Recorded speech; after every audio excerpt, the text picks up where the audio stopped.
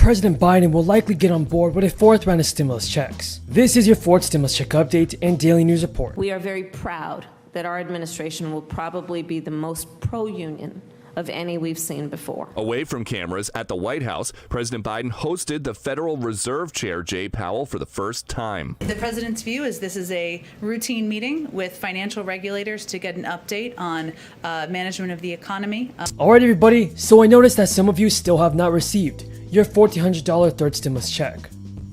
The IRS has said in a statement they will continue to distribute federal stimulus payments to all eligible Americans this month. A big batch of payments was issued last week. That batch included 2.3 million third stimulus checks. Now it is possible that your stimulus payment is on the way to you right now. Some of you also received less money than you were entitled to in the earlier stimulus checks. Those of you can expect to receive another stimulus payment or a plus-up payment. The latest batch of checks comes as 25 states will soon end enhanced unemployment aid, cutting off millions of jobless workers from $300 in weekly aid to 2 months. Just 2 months before the federal funding is due to expire. About 1 in 4 people will lose their federal benefits from the early cutoff. Some of you agree with ending enhanced unemployment benefits early. However, there are millions of Americans that are still struggling with their finances due to the crisis. College, and it's going to be the ladder up. And for too many people, student debt is the anchor that holds them down. And people wake up in the middle of the night. How am I going to pay the $500 I owe this month?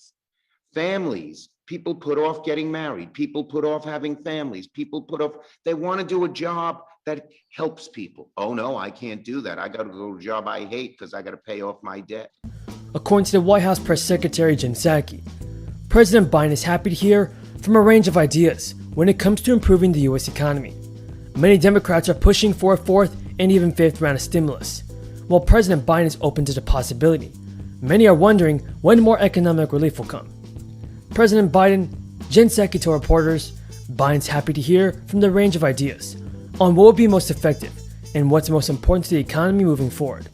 He has also proposed what he thinks is going to be most effective for the short term, for putting people back to work, to getting through this pivotal period of time, and also to making us more competitive in the long term. Some Democrats are pushing the president to provide Americans with more stimulus relief money. Recently, more than 80 Democrats banded together and wrote 2 letters to Joe Biden campaigning for more economic relief. In one of the letters, it reportedly claimed that a fourth and fifth round of stimulus checks would keep 12 million Americans out of poverty. While acknowledging the success of the American Rescue Plan, Congressman Jimmy Gomez also said it wasn't enough relief for Americans in a letter to the White House. Gomez said in the letter, the success of the American Rescue Plan, combined with direct financial assistance in the CARES Act and prior financial legislation, is evident in communities nationwide. But we cannot pretend that a $1,400 check will be enough to last a year, and we need to be prepared with a strengthening safety net should a similar economic crisis strike again. It could be weeks, Wolf, but it's imperative that New Yorkers get to the polls tomorrow, make their voices heard. The more votes that are cast, the greater the chance that we'll be able to put the city on course for success with a mandate so that people will feel like they were included in the process. I voted earlier this week. Ranked choice voting is a lot of fun. You get to choose your top candidate. Hopefully it's me. Democrats are not only pushing for more stimulus checks, they're advocating for automatic payments to Americans. The next relief payments will be going out next month. Parents with eligible co-dependents will receive the child tax credit. And the credit will begin on July 15th and will continue as monthly payments from then until December. According to the IRS, the credit amounts will increase for many taxpayers. The credit for qualifying children is fully refundable, which means that taxpayers can benefit from the credit even if they don't have earned income. On this vote, the ayes are 50, the nays are 50, the Senate being evenly divided. The Vice President votes in the affirmative. The motion is agreed to. The clerk will report the nomination under the previous.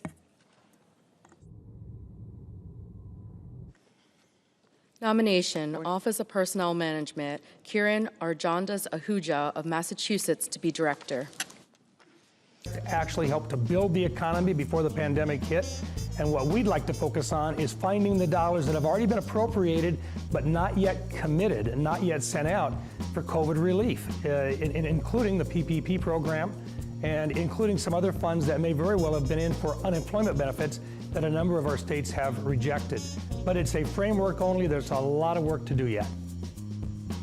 What do you make of the fact that as the news was getting better on this, at the framework, more folks are joining in on the framework, particularly on the Republican side, all of a sudden out of left field, you get a $6 trillion proposal that, of course, it's no surprise Bernie Sanders is behind it, but a lot of Democrats are saying, hey, why go small? This is a once-in-a-lifetime crisis. Let's go for $6 trillion. What do you make of that? Elections have consequences, and right now they do have enough votes if everybody votes for a tax increase, and if they decide that they want to go big on it, they've got 50 votes in the United States Senate if they can talk all of their members into it.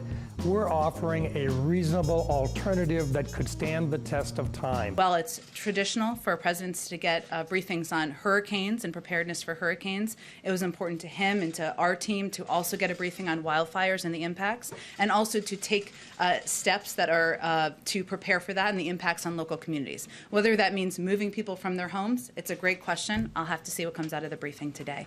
Go ahead. Thanks, Jen. On COVID and missing the 70% deadline, as this White House sees it, what went wrong? What happened there? Was the goal too high? The number just not attainable?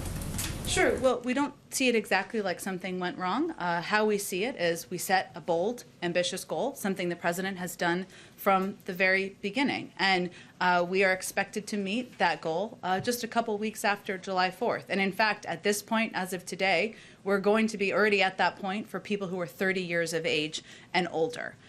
What we also know, though, and we've learned this as we've been working to get the pandemic under control, take on this Herculean task where there is no playbook, is that there are demographic groups and sometimes populations where it's more difficult to reach. We've seen that, and we've talked about that as it related to early on to hesitancy we were seeing in communities of color or some more conservative communities, and we've seen it's been a great deal more difficult to get young people between the ages of 18 and 26 vaccinated than adults who are older than that. Hence, we are redoubling our efforts to ensure we are targeting, we are focusing on, we are making the vaccine more accessible for those age groups. But again, we are already meeting the goal of vaccinating with one dose 70% of Americans 30 years of age and older, and we are working toward meeting it for all adults as soon as possible. And just quickly, if I can follow up on voting rights here. Yesterday you said that there's more work to be done. Among that is including engaging state legislatures. But the problems, as Democrats at least see it, is not problems in blue state legislatures. It's Republican-controlled states where many of these decisions are already being made.